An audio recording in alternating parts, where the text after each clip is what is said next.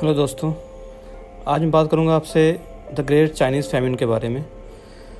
और आप इसमें देखेंगे कि किस तरह से एक गलत फ़ैसला, एक गलत आदेश नस्लों की ज़िंदगी ख़राब कर देता है। असल में इसकी शुरुआत हुई थी 1958 से, जब एक कैंपेन चलाया गया जिसका नाम था 4 पेस्ट्स कैंपेन। इसमें कहा यह गया कि माओ ज़ेडोंग ने एक आदेश जारी किया कि 4 पेस्ट यानी कीड़े मकोड़े, जिसमें एक चिड़िया भी शामिल थी, उनको मार दिया जाए, उनको ख़त्म कर दिया जाए, क्योंकि इनकी वजह से बीमारियां फैलती हैं और अनाज को भी नुकसान पहुंचता है। ये 4 पेस्ट थे: मच्छर, मक्खी, गौरैया और चूहे।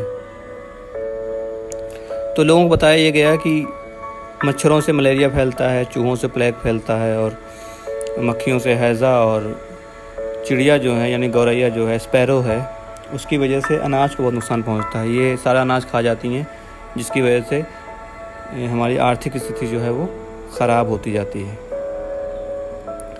इस कैंपेन में कहा गया कि जो लोग भी किसान हैं या आम लोग भी, वो इन गौरैयाओं को, इन चिड़ियों को मारें, चूहों को मारें, मच्छरों को मारें। इस आदेश के बाद लोगों ने इनको मारना शुरू किया। अब चूहे और मच्छरों को मारना बहुत मुश्किल था। सबसे आसान तरीका जो लोगों ने इख्तियार किया वो गौरैया को मारने का था, स्पैरो को। अब हालत ये हुई कि 1958 में ये कैंपेन शुरू किया गया और लोगों ने गौरैया को मारने के लिए तरह तरह के हथकंडे अपनाए। गौरैया घोंसलों को उजाड़ दिया गया ढूंढ ढूंढ कर, उनके बच्चे मार दिए गए। यहाँ तक कि इस दौरान जो चाइनीज़ बच्चे थे वो अपने जेब में चम्मच और हाथों में थालियाँ लेके घूमा करते थे कि जहाँ भी गौरैया बैठे हुए पेड़ पे दिखती उसको बजाते, ताकि वो आराम न कर सकें और वो डर के मारे उड़ती ही रहें। तो कई गौरैया तो उड़ते उड़ते थक कर मर गईं, कुछ को पकड़ा गया, कुछ को मार दिया गया, कुछ को। और इस तरह चाइनीज़ लोगों ने सोचा कि हम अपनी आर्थिक स्थिति सुधार पाएंगे और हमारी कंडीशन अच्छी हो जाएगी, अनाज ज़्यादा हुआ करेगा। और अगर हम उस वक्त की चाइनीज़ जनसंख्या के हिसाब से एक आदमी पर एक गौरैया का भी हिसाब लगाएं तो ये तादाद पहुंचती है 60 करोड़ पर, जबकि ये तादाद इससे कहीं ज़्यादा रही होगी, क्योंकि एक आदमी ने एक गौरैया तो नहीं मारी थी।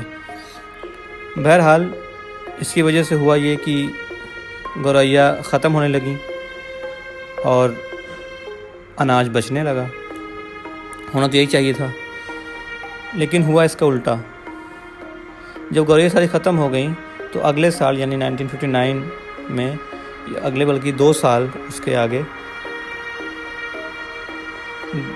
अनाज को कीड़े मकोड़े खाने लगे। और चूँकि गौरैया इन कीड़ों को खा लिया करती थी, इन मकोड़ों को खा लिया करती थी, जिसकी वजह से अनाज या गेहूँ बच जाता था, वो और ज़्यादा ख़राब होने लगा। और हालत ये हो गई कि चाइना में भुखमरी फैल गई, जिसे हम द ग्रेट फैमिन के नाम से जानते हैं।